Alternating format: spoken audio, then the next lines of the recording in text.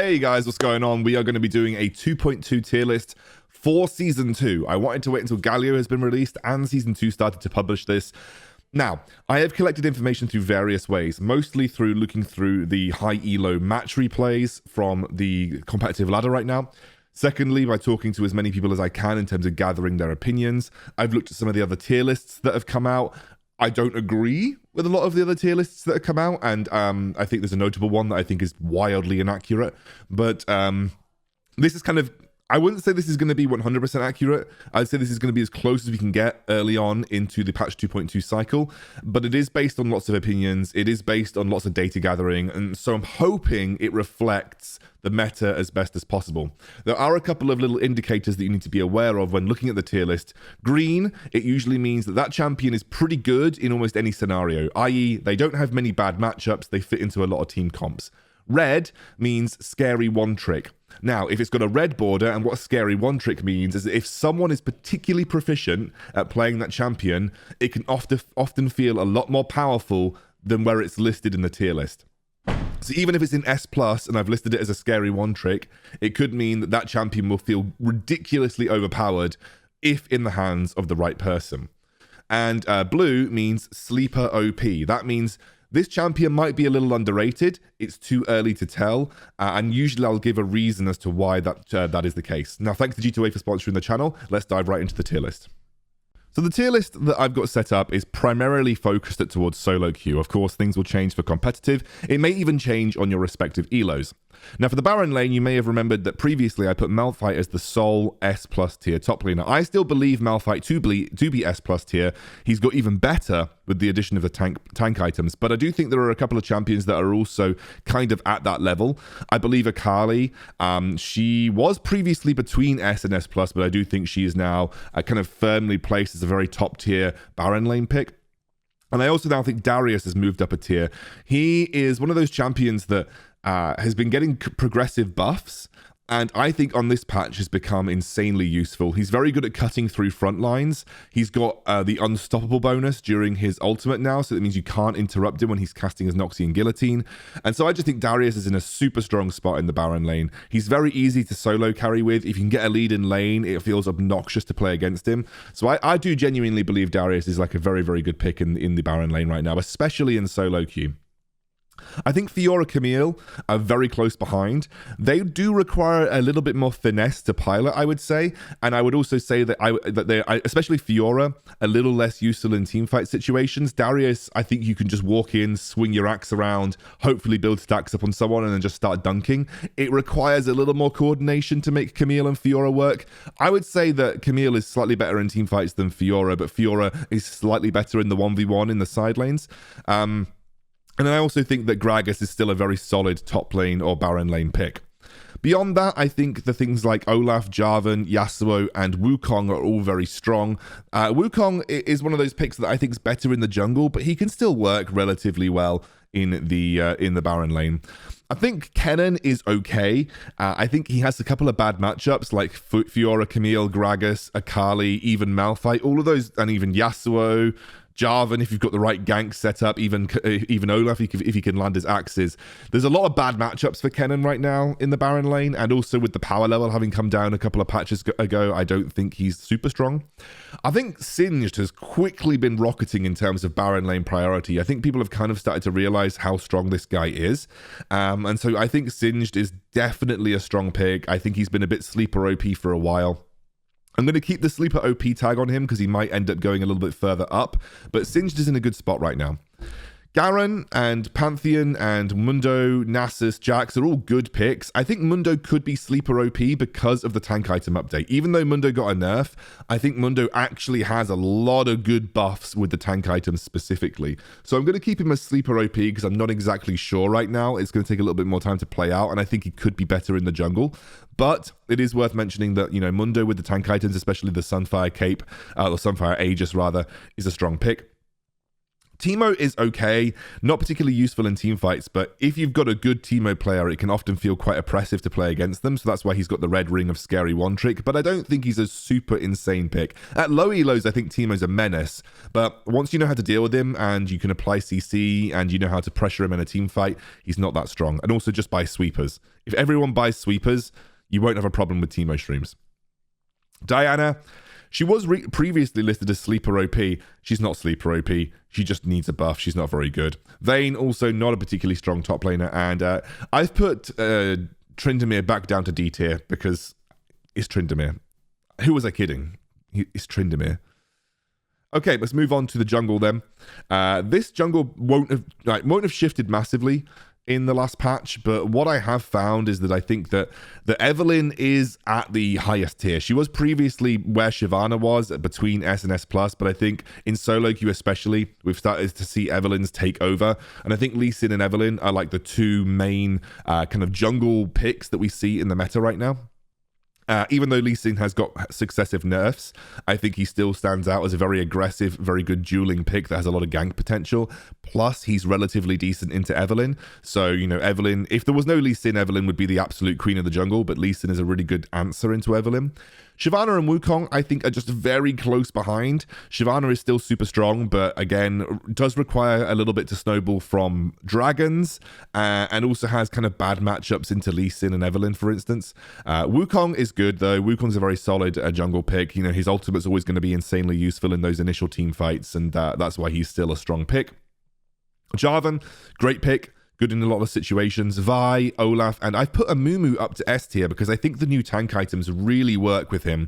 And I've been seeing quite a lot of Amumus. Now, what I would say with Amumu is that you kind of want to pick him into another kind of low aggro farming jungler. So you wouldn't pick Amumu into like Lee Sin. You probably wouldn't pick Amumu into Evelynn because they can look to pressure you in the jungle.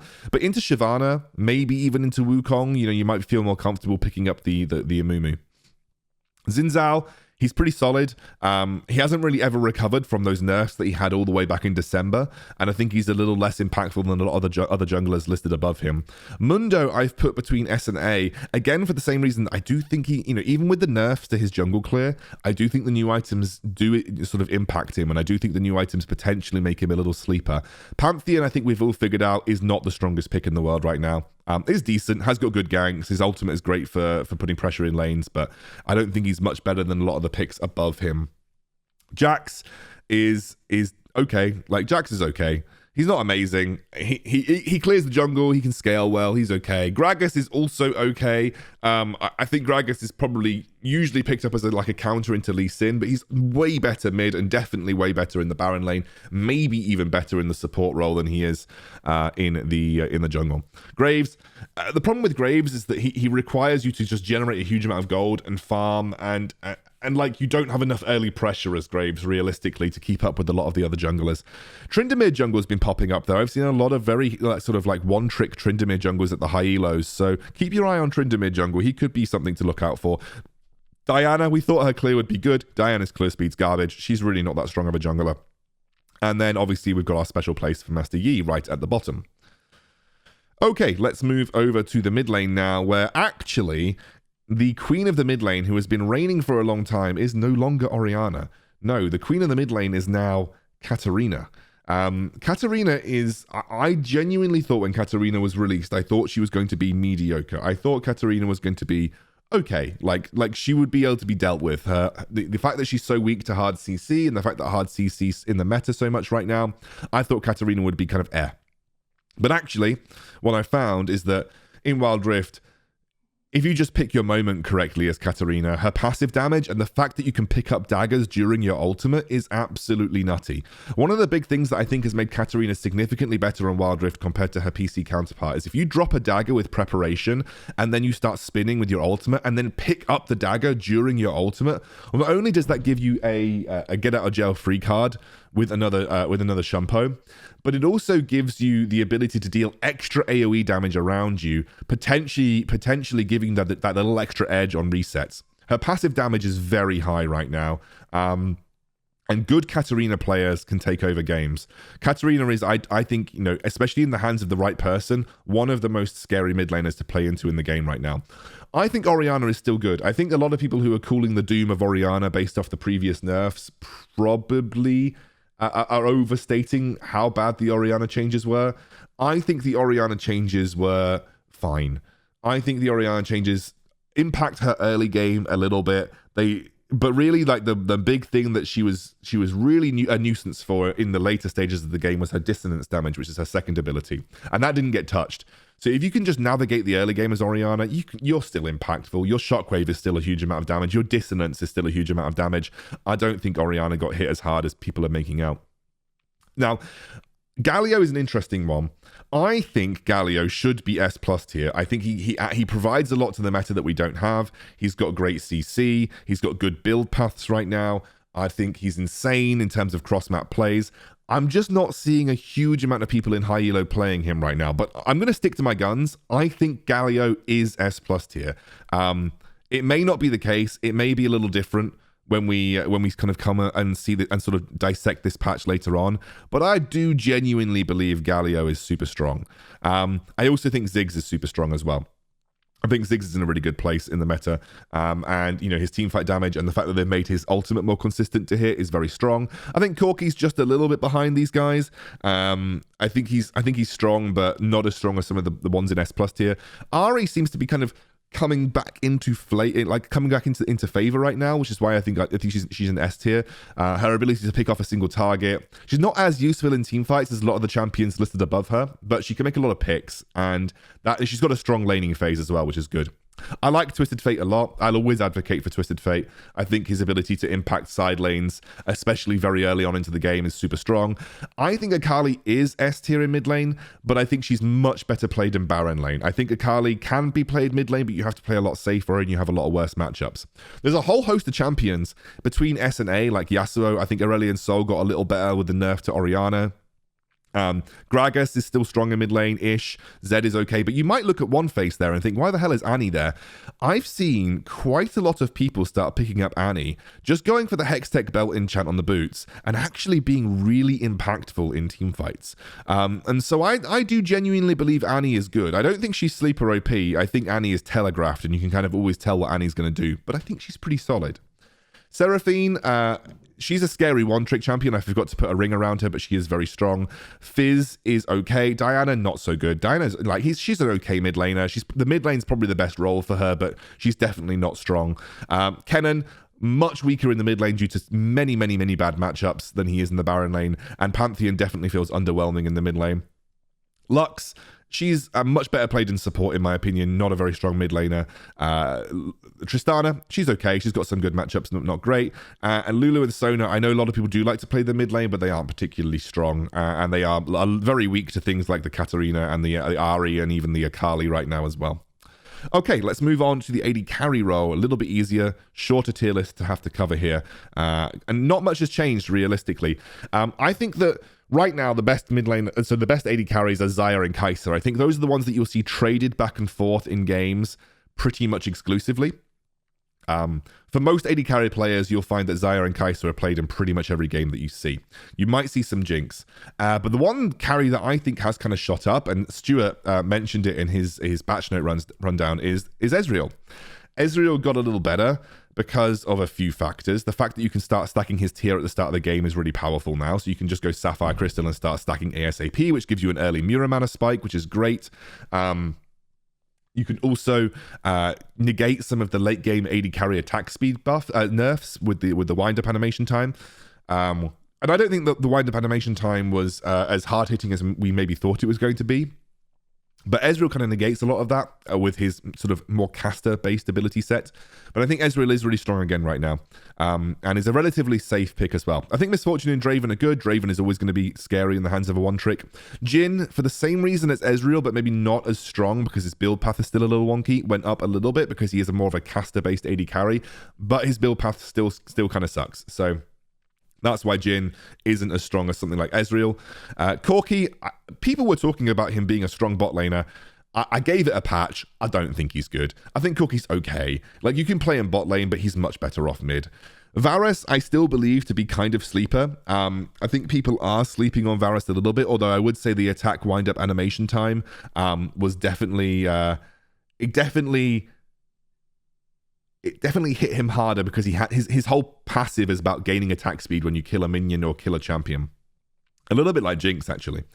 Ashe is okay. Vayne, I think, has gone up a little bit in power because she has an auto attack reset with her tumble, and also she's got a very short wind-up animation on her auto attack, so therefore the changes to the auto attack animation time didn't impact her as much. So I think Vayne's kind of coming up a little bit in the meta. Tristana still sucks. Yasuo still needs a correct setup, and I decided to move Twisted Fate down a tier just to reiterate that please don't play Twisted Fate as an AD carry. If you do, everyone will hate you.